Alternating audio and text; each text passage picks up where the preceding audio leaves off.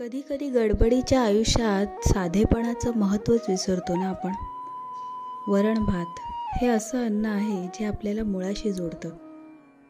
तो सुगंध, तो मऊ भात आणि वरचं ते गरम गरम वरण, असं जे काहीही नसतानाही आपल्याला आतून शांत करतं.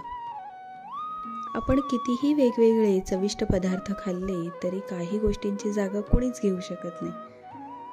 वरण भात म्हणजे तशीच एक गोष्ट आहे, नाही का?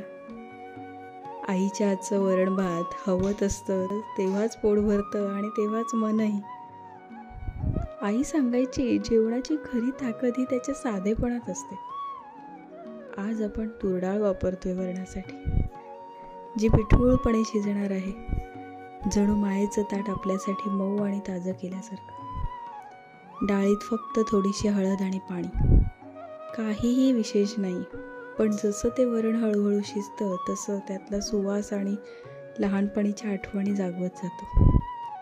भात म्हणजे मायेचं प्रतीक, साधा पण प्रत्येक घासात समाधान देणारा. उकळत्या पाण्यात भात टाकला की जसजसं तो शिजतो तसतसं घराचं उबदार पण जवळ येत असतं. तडका म्हणजे प्रेमाचा स्पर्श.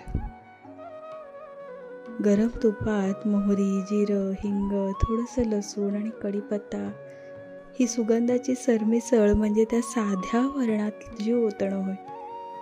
आईचं तडका घातलेलं वरण म्हणजे जणू आयुष्यातील प्रत्येक गोष्टीवर आईचा आशीर्वादच, नाही का?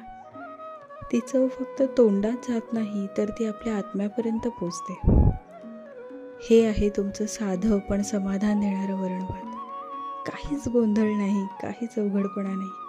फक्त साधं, सरळ, घरगुती, सगळं आयुष्य ज्याच्यावर अवलंबून आहे असं काहीतरी. जेव्हा आयुष्य गडबडीत असतं ना, तेव्हा असा एक घास वरण भाताचा घेऊन बघा, जो आपल्याला कशासाठीही तग धरायला शिकवू शकतो.